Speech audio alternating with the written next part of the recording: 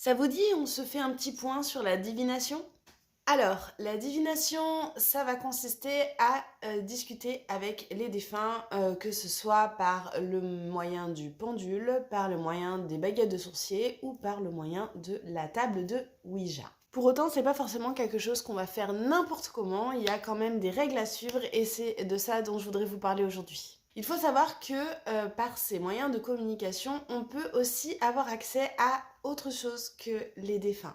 Oui, parce que sinon on craindrait pas grand-chose finalement. Il faut savoir qu'avec ces moyens de communication, on peut également avoir accès à des entités. Alors, il y a ceux qui vont parler d'entités hautes et d'entités basses. Donc, en fait, ça, pour mettre juste un petit point d'éclaircissement, ça veut pas dire qu'il y a les gentils d'un côté et les méchants de l'autre. C'est pas du tout comme ça. En fait, ça parle du taux de vibration. Donc, en fait, les entités hautes, ce sont qui vont vibrer plus positif et les entités basses, ce sont ceux qui vont vibrer plus négatif. Pour autant, il y a des pourris et des gentils des deux côtés. Ça n'a pas forcément de lien. On peut être très gentil et vibrer bas, par exemple, quand on est dépressif. Bah, c'est un peu pareil pour les entités.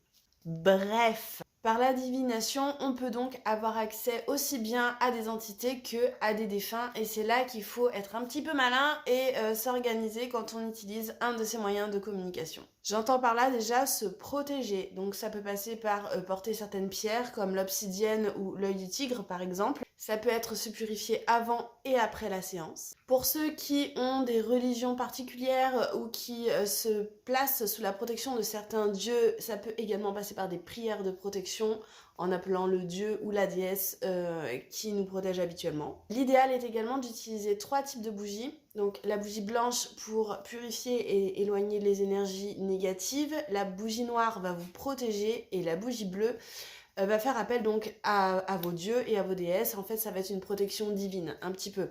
Alors du coup, celle-là, elle n'est pas utile si vous n'avez pas de dieu ou de déesse. Mais bon, c'est important de le préciser. Pour vous protéger, vous pouvez également créer un cercle de sorcières, un cercle de protection ou un cercle de sel. Il faut savoir que les 3 moyens de communication que j'ai cités, donc à savoir le pendule, les baguettes de sorcier et la table de Ouija, sont tous dangereux de la même manière. Non, la table de Ouija, c'est pas plus dangereux que les autres. Il faut savoir que dans tous les cas, vous pouvez attirer quelqu'un ou quelque chose de négatif ou qui pourrait vous vouloir du mal. Sinon, c'est trop facile. Pour que ça se passe bien, il y a quelques petites règles à suivre. Donc une fois que vous vous êtes bien protégé, que vous allez entamer une séance, peu importe le moyen de divination que vous aurez choisi, vous devez avant tout vous assurer que la personne avec qui vous parlez est bien celle que vous souhaitiez contacter. Pour cela, vous pouvez ou bien poser une question dont seule la personne a la réponse, ou bien vous pouvez aussi utiliser un système de code. Donc pour les codes, l'idéal évidemment c'est de se mettre d'accord sur le code tant que la personne est encore vivante. Donc ça demande un petit peu d'anticipation. C'est possible généralement lorsque les personnes mettent du temps à mourir suite à une maladie ou ce genre de choses. On a le temps de voir venir le truc et donc du coup on peut se mettre d'accord en amont. Oui, parce que sinon, la personne que vous contactez peut bien vous mentir et se faire passer pour la personne que vous souhaitiez contacter, et en fait, c'est pas elle. Il faut garder à l'esprit que vous devez toujours être extrêmement poli avec les entités ou avec les défunts qui vont venir vous parler. Pourquoi ? Parce qu'il faut bien comprendre qu'ils vont dépenser énormément d'énergie pour venir jusqu'à vous. Et encore plus pour actionner, en fait, que ce soit le pendule, les baguettes de sourcier ou la goutte de la Ouija. Il faut bien comprendre que de l'énergie, ils en ont pas à gogo. C'est quelque chose qui est difficile pour eux d'engranger, a priori. Du coup, on ne va pas les faire venir pour rien. Quand on appelle quelqu'un, c'est pour avoir des réponses, c'est possiblement aussi pour l'aider.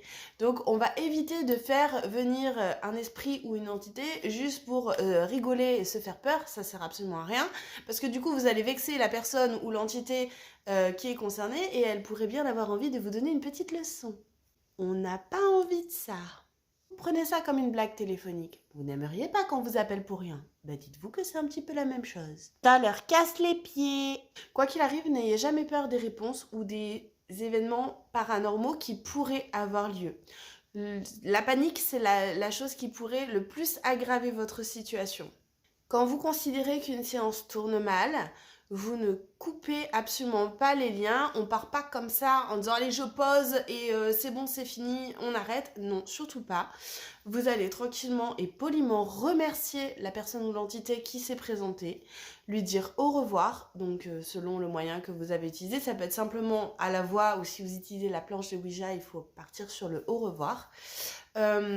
Et clôturer la séance, donc demander expressément à la personne ou à l'entité de partir, de quitter les lieux et de clôturer, de dire je clôture la séance est maintenant terminée.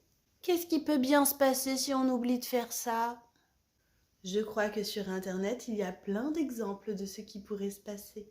Et encore une fois, je ne parle pas que de la planche de Ouija, c'est pareil avec le pendule et avec les baguettes. Alors c'est pas parce que sur les réseaux on n'est pas toujours très poli, quand on s'adresse aux entités et aux défunts, on essaye de se rappeler ses bonnes manières. Oui, tu peux le faire. Je vais m'arrêter là parce que je pense que la vidéo va être trop longue. N'hésitez pas à vous abonner pour plus de petites astuces witches et laissez-moi un commentaire. Ciao ciao!